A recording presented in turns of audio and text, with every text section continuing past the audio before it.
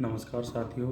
आज फिर से एक वीडियो और जो कई साथियों ने कमेंट किया था कि जो आरपीएससी इन मेंस की प्रिपरेशन के लिए अलग अलग सब्जेक्ट का आपने क्या पढ़ा, उसके लिए एक लेंथी वीडियो भी सिलेबस को कैसे कवर किया, उसके लिए कई साथी कमेंट कर रहे थे, कई मैसेज भी कर रहे थे। तो उसके लिए मैं आज फिर से सोशल एस्पेक्ट ऑफ इंजीनियरिंग का जो पेपर है अपना सेकंड वाला पेपर, उसका सिलेबस का जो एक्सप्लेनेशन है उसके लिए क्या पढ़ा था मैंने और आपको क्या पढ़ना चाहिए उसके लिए, उसके बारे में आज एलोबरेट करेंगे। तो उसको मैं बता रहा हूँ। तो इसका आपका सिलेबस जो सेकंड पेपर होएगा, पहला फर्स्ट हिंदी का होएगा, second social aspect of engineering का पेपर होएगा जो आपका 100 मार्क्स का होएगा। ये आपको पता ही है, पूरे 100 मार्क्स के पेपर होंगे। तो ये सोशल एस्पेक्ट ऑफ इंजीनियरिंग का पेपर है। जो सोशल एस्पेक्ट जैसे आपको नाम से ही क्लियर हो रहा है कि जो इंजीनियरिंग की जो सब्जेक्ट है उसके समाज पे क्या उसका प्रभाव है, क्या उसके भाई उसके समावेश क्या है, इसका एस्पेक्ट क्या है, समाज पे क्या सोशल एस्पेक्ट क्या है इसके इंजीनियरिंग के, उसके लिए जो समाज के लिए इसमें क्या डिसीजन ले सकते हैं अपन फेवर में। कोई भी प्रोजेक्ट एग्जीक्यूशन है तो उसको समाज का ध्यान रखते हुए क्या डिसीजन, कहीं भी एनवायरमेंटल इशू है तो उसका ध्यान, कोई बायोडाइवर्सिटी का इशू है, कहीं भी रिन्यूएबल सोर्सेज का इशू है तो उसके लिए अपन समाज के हितों को ध्यान में रखते हुए क्या डिसीजन ले सकते हैं उसके बारे में पूरा पेपर होता है। तो उसका इंजीनियरिंग का क्या इफेक्ट रहता है उसके बारे में ये पूरा पेपर है। तो 100 मार्क्स का है, ये आपको पता है पूरा पेपर। इसका जो भाई 100 मार्क्स का पेपर है उसमें से 35% मार्क्स लाना कंपलसरी है, ये आपको सबको पता है जब भी आप क्वालिफाई होगे। इसके जो सिलेबस है उसको अपन 5 पार्ट में, जो आरपीएससी की वेबसाइट है उस पर ओरिजिनल सिलेबस मिल जाएगा, उसको अपन 5 पार्ट में डिवाइड कर सकते हैं। Part A, B, C, D और ई, 5 पार्ट जो इसके सिलेबस को डिवाइड कर रखा है। और मैं इसके लिए कहूँगा कि सभी पार्ट इक्वल वेटेज के हैं, कोई भी पार्ट का ऐसा नहीं है कि पिछले पेपरों में, पिछले बार भी देखोगे तो आप सभी में से क्वेश्चन आए कि आप किसी भी पार्ट को छोड़ सकते हो, किसी को नहीं छोड़ सकते, आप पूरे पढ़ना पूरा ही है, जब भी आप मार्क स्कोर कर पाओगे इसके अंदर, नहीं तो मार्क स्कोर नहीं कर पाओगे आप। तो इसके 5 पार्ट है, अपन ने डिवाइड किया है 5 पार्ट को इसको एक्सप्लेन करने के लिए, अपन समझने के लिए। तो 5 पार्ट को अपन 5 पार्टों को देखते हैं क्या क्या है। तो पहला पार्ट है जो इसका है वो है development process, rural economy and Indian ethos. तो क्या अभी इंडियन की इकोनॉमी को ग्रोथ करने के लिए रूरल इकोनॉमी का क्या रोल है, डेवलपमेंट प्रोसेस क्या क्या है, कई इसमें इश्यूज आ रहे हैं, इंडियन इथोज क्या है, जैसे ग्रंथ क्या है, जो पुराने अपन अपने चलते आ रहे हैं, जो समाज शास्त्र जिसको बोलते हैं, वेद है, उपनिषद हैं, जो पुराने चलते आ रहे हैं, उनमें क्या अपन को रूल रेगुलेशन बताएं, उनके ऊपर अपन जैसे अतिथि देवो भव है, अतिथि देवो भव का अपना शुरू से ही चलता आ रहा है ये इंडिया का। तो इसके लिए अपन को क्या पढ़ना है, उसके डेवलपमेंट प्रोसेस के लिए जैसे उसका सोशल इकोनॉमिक क्या इम्पैक्ट है, एनवायरनमेंट पे क्या साइंटिफिक उसकी स्टडी क्या है, ग्रोस नेशनल प्रोडक्ट क्या है, अपना जीडीपी क्या है, उसकी देश की एनर्जी कंजप्शन, कार्बन फुटप्रिंट, ये नया अभी सिस्टम चल रहा था कार्बन फुटप्रिंट का, कार्बन क्रेडिट का, जो कोई भी देश कार्बन क्रेडिट का, जो ही क्रेडिट कार्ड की तरह सिस्टम कार्बन क्रेडिट ये काम करता है। जो भी कोई देश जो जो और यूज कर रहा है, इंडस्ट्रियल ज़्यादा है, जैसे अमेरिका, जैसे यूएसए, कई कंट्रीज है जिसमें इंडस्ट्रियल सेक्टर ज़्यादा है, तो वो अपने एनवायरनमेंट के प्रति जागरूक, मतलब उसको कई एनवायरनमेंट को नज़रअंदाज करके भी उनको फैक्ट्री इंस्टॉल करनी पड़ती है। तो उसके एवज में वो कई जहाँ पे अपने मरुस्थलीय, जहाँ फॉरेस्ट एरिया ज़्यादा है कोई किसी भी कंट्री में, वहाँ से वो कार्बन खरीद सकते हैं, कार्बन क्रेडिट ले सकते हैं, उसको अपन डेवलपमेंट के लिए वो कंट्री पैसा देता है। तो कार्बन क्रेडिट सिस्टम है। कार्बन फुटप्रिंट भी वही रहता है, जब भी कौन सा कंट्री कितना कार्बन उत्सर्जन कर रहा है फैक्ट्री या इंडस्ट्रियल के डेवलपमेंट की वजह से, इंडस्ट्रियल का मतलब उत्पादन हो रहा है कई भी चीज़ों का, तो कार्बन उत्सर्जित होता है, तो उसका क्या कार्बन का रेट है उत्सर्जन की, वो सिस्टम है पूरा। तो इसके बारे में भी अपन को, जैसे बुक है डेवलपमेंट प्रोसेस की, कोई भी जैसे जसपाल सर की पीडीएफ थी उसमें भी ये पूरा एक्सप्लेनेशन है। और एक बुक भी आती है सोशल एस्पेक्ट की, जो ज़्यादा लेंथी बुक नहीं है, छोटी बुक है, उसको भी पढ़ लेंगे तो आप उससे भी क्रॉस कर अपन कर पाओगे आप इसको। और जैसे कई रूरल इकोनॉमी में क्या क्या चैलेंजेज है अपने, ये सब जनरल नॉलेज के क्वेश्चन है भाई। रूरल इकोनॉमी में जैसे अनएम्प्लॉयमेंट का भी चल रहा है, मल न्यूट्रिशन का चल ही रहा है कि कई कुपोषित हो रहे हैं, गाँव में जो बच्चे हो रहे हैं कई कुपोषित के शिकार, कुपोषण के शिकार हो रहे हैं मल न्यूट्रिशन की वजह से। वहाँ पे अनएजुकेटेड सैनिटेशन का चल रहा है, जो अभी सरकारों में भाई ये टॉयलेट्स का निर्माण किया था। अभी जो सरकारों की योजना है इसको सैनिटेशन को इम्प्रूवमेंट करने के लिए, इन्फेंट मोर्टेलिटी जो बच्चों की मृत्यु दर है वो कई ज़िले ऐसे हैं जिनमें बहुत ज़्यादा है, उनके लिए क्या गवर्नमेंट की स्कीम है। तो उसके लिए अपन को जनरल अवेयरनेस चाहिए ज़्यादा। जनरल अवेयरनेस के क्वेश्चन है ये पूरे। और इनसफिशिएंट हेल्थ सेक्टर है, गाँव में कहीं अच्छा इलाज नहीं मिल पाता, डॉक्टरों का नहीं है। तो इसके लिए अपन को जनरल नॉलेज, जो भाई राजस्थान के रेस्पेक्ट में पूरा जनरल नॉलेज कितना है इसके बारे में, अपन लैंड एक्विजिशन एक्ट क्या है ये अपन को कई बार गूगल से सर्च करके भी पढ़ना पड़ेगा। एक बुक में ऐसा नहीं है कि एक बुक कोई भी स्पेसिफाई कर दी और उसके अपन पढ़ पाएंगे। और जैसे टेक्नोलॉजी के क्राइटेरिया क्या है भाई, इसके रूरल डेवलपमेंट के लिए क्या क्या अपन सोलर वेट की कौन सी स्कीम चल रही है, विंड पावर की। सोलर में तो राजस्थान काफ़ी आगे है, तो इसके लिए सोलर का क्वेश्चन अब की बार आ सकता है आपके भी। सोलर के सेक्टर में तो सोलर का आपको पूरा जैसलमेर वार्ड में पूरा ही कवर कर लिया सोलर से। तो रिन्यूएबल सोर्सेज क्या है, वाटर हार्वेस्टिंग का क्या है सिस्टम है, इसके वाटर हार्वेस्टिंग के क्या बेनिफिट है, ये थर्मल कंफर्ट हाउसिंग, ये कई जो अपने ड्राउट फेमिनीज है कई एरिया में, जैसे कई अभी देखा तो इस बार बारिश सवाई माधोपुर में बहुत ज़्यादा ही हो गई, कई एरिया में ड्राउट ही हो गया, सूखा ही पड़ गया। ये इनके क्या रीजन है, क्या एस्पेक्ट है, क्या एनवायरनमेंट पे इसके इफेक्ट पड़ रहे हैं, इसको लेके भी। डेजर्टिफिकेशन, सैंड ड्यून स्टेबलाइजेशन, ये अपन इंजीनियरिंग में साथ साथ पढ़ते ही हैं। सैंड ड्यून स्टेबलाइजेशन का क्या क्या प्रोसेस है, क्या क्या मेथड है उसको सैंड ड्यून्स को स्टेबलाइज करने के लिए। डेजर्टिफिकेशन कई एरिया में जैसे वाटर लेवल कंटिन्यूसली लो होता जा रहा है, क्यों होता जा रहा है, उसके रीजन क्या, उसको इम्प्रूवमेंट करने के लिए क्या क्या मेथड है, क्या क्या अपन कर सकते हैं उसके लिए। ये अपन को कई बार गूगल करके भी पढ़ना पड़ेगा। कई अभी बुक भी आ जाएगी, कोई कभी भी ऑथर निकाल देगा तो उसमें एक इनकी शॉर्ट नोट आ सकते हैं इन पे छोटे छोटे, जैसे डेजर्टिफिकेशन पे शॉर्ट नोट लिखो, सैंड ड्यून स्टेबलाइजेशन पे शॉर्ट नोट लिखो। तो ये आपको थोड़ा पता रहना चाहिए। इसके से गूगल से भी आप करके पढ़ लोगे तो उसमें पता लग जाता है कि ये तो अपन जनरल अपने नॉलेज में रहता है कि कैसे अपन सैंड ड्यून इंजीनियरिंग के साथ भी पढ़ते हैं। और कई इंडियन इथोज हैं जो डेवलपमेंट के, जैसे कॉन्सेप्ट ऑफ अंत्योदया, सर्वोदया, स्वदेशी।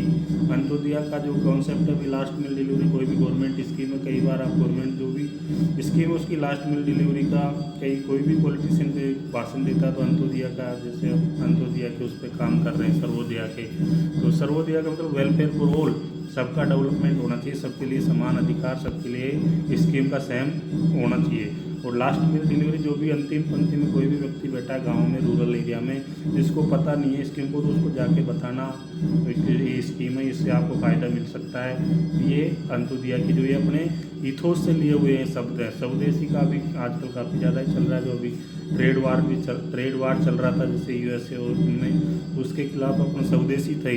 स्वदेशी के उत्पादन को जो सरकार अभी बढ़ावा दे रही है, इंडियन गवर्नमेंट और सभी स्टेट की गवर्नमेंट प्लस सेंट्रल गवर्नमेंट भी स्वदेशी, वोकल फॉर लोकल, ये कई स्वदेशी सामान को ज़्यादा बढ़ावा दे रही है। कोई भी स्टार्टअप है या कोई भी जो इंडियन का स्वदेशी उसको खरीदने पर जोर दे रही है। और एक जो वुमेन वैल्यू को, उसकी एम्पैथी प्रमोशन क्या है, वुमेन वैल्यू को जैसे उसके हेल्थ सेक्टर में इजाफा हुए कि जो एवरेज लिविंग ईयर है जो वो बढ़े, उसके लिए क्या क्या कर सकते हैं अपन उसके लिए। और एक एम्पैथी, सिंपैथी और यूनिवर्सल अकोमोडेशन, जो सबके लिए भाई रहने के लिए जो आवास की सुविधा होनी चाहिए। तो इसके लिए कई गाँवों में कई रहने के लिए सुविधा नहीं थी, तो गवर्नमेंट ने जैसे पीएम आवास है, सीएम आवास है, ये योजनाएं चला रखी है। तो इनका अपन को थोड़ा पता रहना चाहिए कि पीएम आवास योजना के क्या क्राइटेरिया है, कैसे इनमें अपन अवेलेबल कराते हैं। और इसका पार्ट बी पे आ जाते हैं जो globalisation, economic growth, industry for and sustainable infrastructure. Globalisation का आपको पता है कि जब पूरे ग्लोबलाइजेशन में वर्ल्ड ट्रेड ऑर्गेनाइजेशन जो सबको फंड उपलब्ध कराता है, ट्रेड से रिलेटेड पूरे ग्लोबल में डील करता है कि कैसे क्या ट्रेड रहेगा, कैसे अपन को इसको कंट्रीज़ को कैसे क्रूड ऑयल प्रोवाइड, कितने टैरिफ लगेगा, क्या इसको डील करते हैं ये कई बार। तो और इसके फिर फाइनेंशियल मेथड होते हैं कई, जैसे कई प्रोजेक्ट रहते हैं BOT, BLT, harm model. BOT मतलब बिल्ड ऑपरेट एंड ट्रांसफ़र। कोई भी प्रोजेक्ट है उसको बिल्ड भी वही करेगा, ऑपरेट भी करेगा, फिर फाइनली ट्रांसफ़र कर देगा गवर्नमेंट को। BOO की मेथड है। हार्म मॉडल है, हार्म के hybrid annuity model. Hybrid annuity model क्या है, ये दो मॉडल को मिला के, जैसे BOT प्लस CPC दोनों को मिला के हाइब्रिड एन्युटी मॉडल। अभी जो मैक्सिमम प्रोजेक्ट हो रहे हैं राजस्थान सरकार में या सेंट्रल गवर्नमेंट में, जो ये बड़े बड़े प्रोजेक्ट चल रहे हैं JJM के हो, चाहे NHAI के हो, एक्सप्रेस वे के हो, या आम मॉडल पे हो रहे हैं ज़्यादातर। आम मॉडल का क्या है, जैसे इसका दोनों का BOT plus EPC, engineering procurement and construction, दोनों को मिला के एक मॉडल बनाया गया है। इसमें क्या 40% पैसा अपन कंस्ट्रक्शन कंप्लीट होते ही दे देते हैं कॉन्ट्रैक्टर को, जो भी एजेंसी है काम कर रही है उसको 40% पेमेंट करते हैं। फिर 60% पेमेंट अपन 10 ईयर 20 ईयर का जो भी O&M इसका डिसाइड होता है, ऑपरेशन एंड मेंटेनेंस का शेड्यूल रहता है, उसके साथ विद इंटरेस्ट अपन देते रहते हैं, ईयरली पेमेंट करते रहते हैं। तो ये एक टर्न की प्रोजेक्ट है। केस स्टडीज है रिसेंट, जो भी राजस्थान रिफाइनरी, IIT, NHAI के प्रोजेक्ट उन पे केस स्टडीज है। तो ये तो अपन को केस गूगल करके भी पढ़ सकते हैं। कई अभी बुक निकालेंगे राजस्थान रिफाइनरी पे तो मिल जाएगी, कई नोट्स मिल जाएंगे आपको, तो ये गूगल पे भी मिल जाएंगे, इसको भी आप पढ़ सकते हो। मेट्रो का जो जयपुर मेट्रो का प्रोजेक्ट है, ERCP का प्रोजेक्ट था, जिसको अभी राम सेतु कर दिया नया चेंज करके, राम सेतु के नाम से अभी इनोग्रेशन भी किया था हमारे माननीय प्रधानमंत्री जी ने। भारतमाला योजना है, सागरमाला योजना जो इनकी NHAI की, तो भारतमाला योजना है, सागरमाला योजना थी जो इनको रूट जो शिप्स का जो रूट तय करना था वो सागरमाला योजना थी। PMGSY योजना है, प्रधानमंत्री ग्राम सड़क योजना। तो इनके बारे में आप लोगों को ब्रीफ पता होना चाहिए कि कैसे क्या इनके क्या क्राइटेरिया सिलेक्शन के, और ये स्कीम कैसे चल रही है। और इसके बाद आती है AI का जो इन्वॉल्वमेंट है इसका डेवलपमेंट में, role of artificial intelligence, blockchain technology in economic growth of India in general and state के रेस्पेक्ट में पर्टिकुलर, क्या AI का क्या इन्वॉल्वमेंट है इकोनॉमिक ग्रोथ के लिए। इंडस्ट्री 4 जो अपन वर्जन चल रहा है, जैसे अभी कई बार ये नए सब चल रहे हैं, इंडस्ट्री 3.0, 4.0, 5.0, कोई भी आता है जैसे वर्जन आ जाता है तो उसका 3.0, 2.0 ऐसे करके आगे बढ़ाते जाते हैं। तो ये इकोनॉमिक ट्रांसफॉर्मेशन का जो ग्रोथ चल रहा है अभी, इंडस्ट्री सेक्टर को बहुत ज़्यादा बढ़ावा दे रही है सरकारें, दोनों स्टेट प्लस सेंटर गवर्नमेंट सभी। फिर सस्टेनेबल डेवलपमेंट के लिए कई गवर्नमेंट की स्कीम चल रही है, स्मार्ट सिटी, स्मार्ट विलेज, कई स्मार्ट सिटी के प्रोजेक्ट हैं। इसके बारे में स्मार्ट सिटी के क्या क्राइटेरिया हैं सिलेक्शन करने के, उसमें क्या क्या डेवलपमेंट करने हैं, सीवर के, वाटर के, लाइटों के, रोड्स के क्या नेटवर्क रहेंगे, कितना क्या है क्राइटेरिया उनके लिए, अपने को ये पढ़ना है। ये गूगल करके भी आप पढ़ोगे स्मार्ट सिटी के क्या क्राइटेरिया, तो आपको मिल जाएंगे। फिर इसका थर्ड पार्ट आ जाता है project planning, appraisal and feasibility study. तो ये अपन थोड़ा पढ़ते हैं सिविल इंजीनियरिंग वाले इसको पूरा अच्छे से। कंस्ट्रक्शन टेक्नोलॉजी जो सब्जेक्ट होता है अपना इंजीनियरिंग में भी होता है, तो कंस्ट्रक्शन टेक्नोलॉजी एंड इक्विपमेंट, उसमें अपन प्रोजेक्ट की क्या प्लानिंग है, क्या टेक्नोलॉजी है, एक प्रोजेक्ट मैनेजमेंट को करके भी अपन एक सब्जेक्ट पढ़ते हैं इंजीनियरिंग के साथ में। तो उसके लिए जैसे कई इकोनॉमिक क्या फिजिबिलिटी है, कोई भी प्रोजेक्ट है तो उसके लिए क्या फिजिबिलिटी क्राइटेरिया है, ये फिजिबल है कि नहीं है, तो उसके लिए अपन कहीं भी जैसे फिजिबिलिटी का स्टडी कोई भी प्रोजेक्ट की है, प्लानिंग क्या है उसकी, CPM पार्ट एनालिसिस अपन पढ़ाई है इंजीनियरिंग में, क्रिटिकल पाथ मेथड और पार्ट एनालिसिस, ये resource allocation, source levelling and spooning, पिछली बार शायद इस पर शॉर्ट नोट आया था रिसोर्स लेवलिंग पे, तो इसका अपन को शॉर्ट नोट भी तैयार करने हैं। और CPM पार्ट एनालिसिस पे एक न्यूमेरिकल भी था पिछली बार, तो इसका एक न्यूमेरिकल भी आपको तैयार करने की करना है, पढ़ना है। इसका मेथड अपन को अच्छा है ये स्कोर करने के लिए सब्जेक्ट। और जो कोई भी प्रोजेक्ट है उसका, उसमें प्रोजेक्ट मैनेजमेंट में AI का क्या रोल है, वो भी आजकल चल रहा है। AI बहुत ज़्यादा इन्वॉल्वमेंट हो गया, AI के बगैर कोई प्रोजेक्ट चलता ही नहीं है। इंटरनल रेट ऑफ रिटर्न क्या है, कुछ कोई भी प्रोजेक्ट है उसकी रेट ऑफ रिटर्न क्या है, जैसे कोई भी कैपिटल कॉस्ट लगा दी, फिक्स्ड वेरिएबल कॉस्ट क्या है, फिक्स्ड कॉस्ट कौन सी होती है जो परमानेंट कॉस्ट हो गई एक बार, वेरिएबल कोई भी O&M है, बिजली के चार्ज है, सरचार्ज है कोई भी, तो वेरिएबल कॉस्ट है, फिक्स्ड है एक बार कंस्ट्रक्शन कॉस्ट है वो फिक्स्ड कॉस्ट है, और वेरिएबल जैसे लेबर की कॉस्ट है ये वेरिएबल है, सीमेंट की कॉस्ट है वेरिएबल है। ये है कॉस्ट बेनिफिट रेशियो एनालिसिस, ये अपन कंस्ट्रक्शन मैनेजमेंट वाली जो बुक पढ़ते हैं, एस्टिमेट एंड कॉस्ट एनालिसिस वाली, अपने सब्जेक्ट भी एस्टिमेशन एंड कॉस्टिंग का, तो उसमें अपन ये पढ़ते हैं net present value, break even analysis क्या है, डिप्रिसिएशन क्या है, लाइफ साइकिल, ये अपन उसमें इनके शॉर्ट नोट आ सकते हैं इन पे। तो ये छोटी छोटी टर्मिनोलॉजी है, तो इन पे अपन को टर्मिनोलॉजी की इनकी डेफिनेशन क्या है, मेन डेफिनेशन पूछ सकता है इनमें कभी भी, तो इन पे डेफिनेशन 3-4 को देखे एक शॉर्ट नोट लिखा लेगा। प्रोजेक्ट मॉनिटरिंग बाय SF ये प्रोजेक्ट मैनेजमेंट का AI टूल है जो मैनेजमेंट करते हैं अपन, उसको प्रोजेक्ट करते रहते हैं। फिर इसका पार्ट D आ गया environmental degradation, circular economy and sustainable development. Environment का पे क्या डिग्रेड हो रहा है, जैसे कोई भी NHI का प्रोजेक्ट है, पावर सेक्टर का प्रोजेक्ट है, तो उसकी वजह से एनवायरमेंट का कितना इफेक्ट पड़ कर रहा है। सर्कुलर इकोनॉमी क्या है, सर्कुलर जैसे एक ही चीज़ को बार बार यूज करना, कहीं एक बार यूज करके फेंकने दे, उसको डिग्रेड ही कर दिया या नहीं, तो उसको बार बार यूज करना। Environment degradation due to energy production, transport, industry, कोई भी प्रोजेक्ट है उसकी वजह से एनवायरमेंट पे क्या इफेक्ट पड़ रहा है उसके बारे में पढ़ना है अपने को। कोई भी का तो उस बुक में मिल जाएगा ये, तो जो कोई भी बुक निकालेगा, जसपाल सर की बुक है और PDF उसमें भी। और ये पॉल्यूशन अपन ने एनवायरमेंट के सब्जेक्ट में पढ़े ही हैं साथ में, पूरे पॉल्यूशन, एयर, नॉइज, वाटर, सब पॉल्यूशन के हजार क्या इम्पैक्ट है इनके, ये अपन ने साथ में पढ़े हैं। तो इसको पॉल्यूशनों को आप अच्छे से और पढ़ ले, कोई भी एक शॉर्ट नोट या इस पर क्वेश्चन आ सकता है। कई बार एनवायरमेंटल चैलेंजेस होते हैं, कहीं भी कोई भी प्रोजेक्ट है तो उसका अप्रूवल लेने के लिए, NOC लेने के लिए, तो उसके भी अपन को क्या क्या सामना करना पड़ता है समस्याओं को, उसके लिए भी पढ़ना। बायोडाइवर्सिटी पे क्या इम्पैक्ट हो रहे हैं उनके।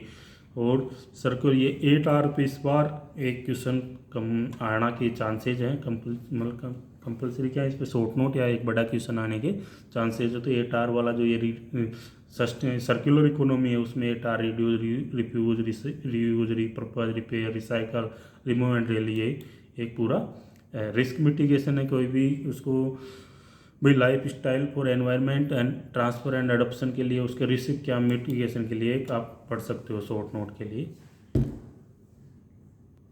फिर इसका पार्ट ई फाइनल है जो है innovation for development of the society.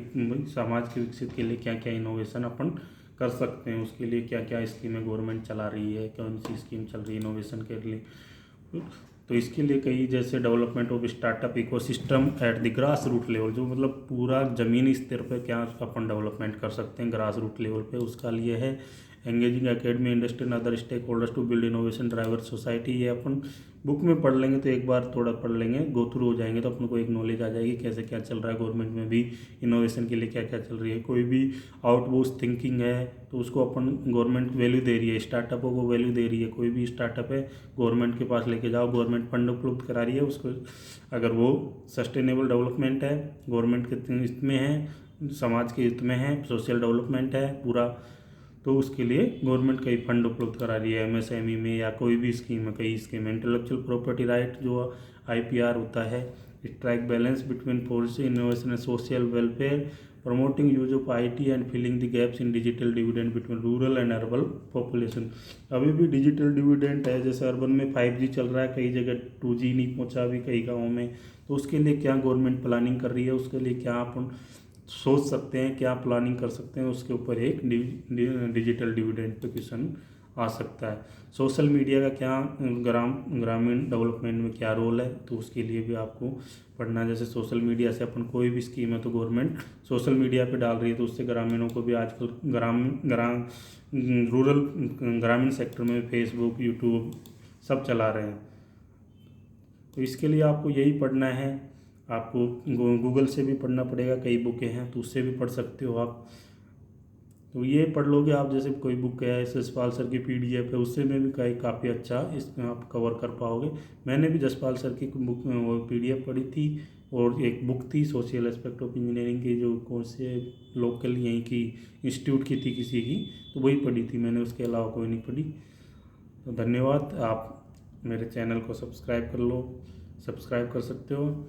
और कोई भी RPC से रिलेटेड, इनकी इससे रिलेटेड, किस टॉपिक से रिलेटेड आप चाहते हो एक्सप्लेनेशन, तो वो आप कमेंट करें, हम बताएंगे, मैं उस पर वीडियो बना के डाल दूंगा आपके लिए। तो अभी तो आज के लिए इसका नहीं, सोशल एस्पेक्ट ऑफ इंजीनियरिंग के सिलेबस को एक्सप्लेनेशन, उसके लिए आपको क्या बुक पढ़नी है, क्या क्या गूगल से पढ़ना पड़ेगा। और जो अपन लोकल चल रहा है अपने जैसे स्टेट में चल रहा है NHI के कोई भी प्रोजेक्ट है, कोई भी स्कीम